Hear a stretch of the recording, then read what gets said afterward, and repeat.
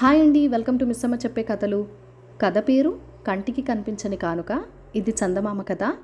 ఫిబ్రవరి 2012లో వచ్చిందండి. ఇంకా కథలోకి వెళ్ళిపోదాము. స్వర్ణ సునందిని రాజరాజు ఆకాశదీప్తుడికి చాలా కాలంగా సంతానం లేదు. సంతానం కోసం రాజదంపతులు ఎన్నో యాగాలు వ్రతాలు చేశారు. మునులను యోగులను ఎందరినో కలిశారు. చివరికి దైవం కరుణించి మహారాణి వకుళాదేవి గర్భం దాల్చింది. నెలల నుండి వకుళాదేవి పండంటి ఆడబిడ్డకు జన్మనిచ్చింది. రాజదంపతుల ఆనందానికి అవధులు లేవు. పుట్టిన బిడ్డకు స్వర్ణదీపిక అని నామకరణం చేసి అల్లారు ముద్దుగా పెంచసాగారు. ఏడాది గడిచింది. మహారాజు ఆకాశదీప్తుడికి యువరాణి జన్మదిన వేడుకలు ఘనంగా నిర్వహించాలని భావించాడు. ఆ సమయాన రాజ్యవాసులందరికీ ఘనంగా విందు ఇవ్వాలని భావించి ఆ విషయమై చాటింపు వేయించాడు. మహారాజు తామందరినీ విందుకు ఆహ్వానించినందుకు ప్రజలంతా చాలా సంతోషించారు.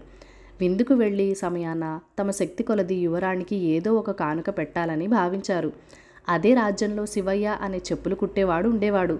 శివయ్యది మంచి మనసు. శివయ్య నిరుపేద కావడంతో ఏ రోజు సంపాదన ఆ రోజుకే ఖర్చయిపోయేది. యువరాణి జన్మదినాన తాను చెప్పులు కుట్టగా వచ్చే డబ్బుతో తను పస్తుండైనా ఆ పాపకి ఏదో ఒక కానుక కొని తీసుకువెళ్లాలని అనుకున్నాడు. అయితే ఆ రోజు శివయ్య దగ్గర చెప్పులు కుట్టించుకోవడానికి ఒక్కరు కూడా రాలేదు. అందుకు శివయ్య ఎంతో చింతించాడు. యువరాణికి చిన్న కానుకైనా కొనలేకపోతున్నాను అని తన ఆసక్తికి కుమిలిపోయాడు. ఏ కానుక లేకుండా విందుకు వెళ్ళటం శివయ్యకు ఇష్టం లేదు. అలాగని రాజుగారు ఎంతో ప్రేమగా పిలిచిన విందుకు వెళ్ళకపోవడం కూడా శివయ్యకు నచ్చలేదు. చివరకు శివయ్య తన మనస్థిమితాన్ని పరుచుకుని ఏ కానుక లేకుండానే విందుకు వెళ్ళటానికి నిశ్చయించుకున్నాడు. శివయ్య విందు జరుగుతున్న ప్రదేశానికి చేరేసరికి అక్కడ వేలాది మంది ప్రజలు కనిపించారు. అందరూ వరుసలో నిలబడి యువరాణికి చదివింపుల కార్యక్రమంలో పాల్గొంటున్నారు. రాజు సేవకులు కొందరు ప్రజలు ఇచ్చిన కానుకల్ని స్వీకరించి ఇచ్చిన వారి పేరు, ఇచ్చిన కానుకల వివరాలు వ్రాసుకుంటున్నారు. శివయ్య మరోసారి యువరాణికి ఏమీ చదివించలేకపోతున్నానన్న తన పేదరికానికి చాలా బాధపడ్డాడు. వరుసలో నిలబడ్డ శివయ్యతో రాజసేవకుడు, నీ పేరు, కానుక వివరాలు చెప్పు అన్నాడు. అప్పుడు శివయ్య, నా పేరు శివయ్య, కానుక వివరం దగ్గర కంటికి కనిపించిన కానుక అని వ్రాసుకో అని చెప్పాడు. అందుకు రాజసేవకుడు ఆశ్చర్యపోయి, కానుక ఇవ్వకుండానే కనిపించిన కానుక అని వ్రాసుకోవటమే అన్నాడు. చెప్పానుగా కనిపించని కానుక అని. అదే నీకే కాదు ఎవరికి కనిపించింది అన్నాడు శివయ్య.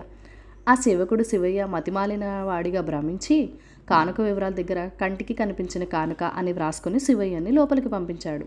శివయ్య విందు భోజనం చేసి తన గుడిసె చేరాడు. మర్నాడు మహారాణి వకుళాదేవి యువరాణి జన్మదినాన ప్రజలు ఏం కానుకలు చదివించారో అన్న కుతూహలంగా జాబితాలు తెప్పించి తిరిగేసింది.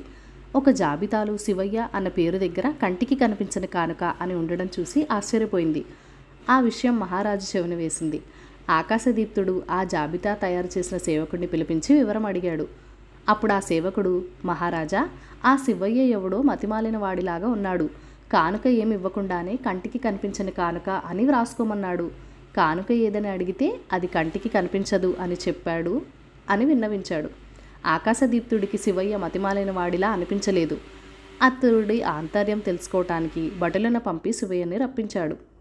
భటులను వెంటబెట్టుకు వచ్చిన శివయ్యతో ఆకాశదీప్తుడు, శివయ్య, నీవిచ్చిన కంటికి కనిపించని కానుక వివరం తెలుసుకోవాలని నేను ఇక్కడికి రప్పించాను అని చెప్పాడు. అప్పుడు శివయ్య, మహారాజా, నేను చెప్పులు కుట్టుకొని బతికే నిరుపేదను. యువరాణి జన్మదిన రోజున నాకొచ్చిన ఆదాయంతో ఏదైనా చిన్న కానుక కొని తేవాలని అనుకున్నాను. అయితే ఆ రోజు చిల్లిగవ్వ ఆదాయం కూడా రాలేదు. ఆలోచిస్తే కంటికి కనిపించిన కానుక గుర్తొచ్చింది. అందుకని అదే చదివించాను.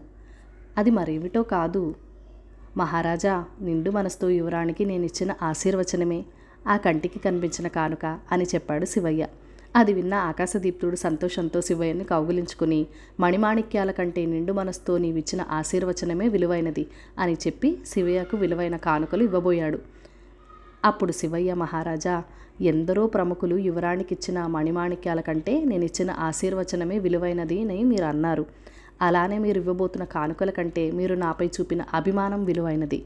అందుకే ఈ కానుకలు స్వీకరించలేను. నన్ను క్షమించండి అని మహారాజు దగ్గర సెలవు తీసుకుని నిష్క్రమించాడు. ఆ తర్వాత మహారాజు ఆకాశదీప్తుడు నిరుపేద అయిన శివయ్యకు ఆర్థికంగా నిలదొక్కుకోవడానికి ఉపాధి చూపించి తన అభిమానం చాటుకున్నాడు. కథ కంచికి మనం ఇంటికి. ఈ కథ మీకు నచ్చినట్లయితే కనుక లైక్ చేయండి, షేర్ చేయండి, మన ఛానల్ని సబ్స్క్రైబ్ చేసుకొని మీ సపోర్ట్ ఇవ్వండి. Thank you for watching. Bye bye.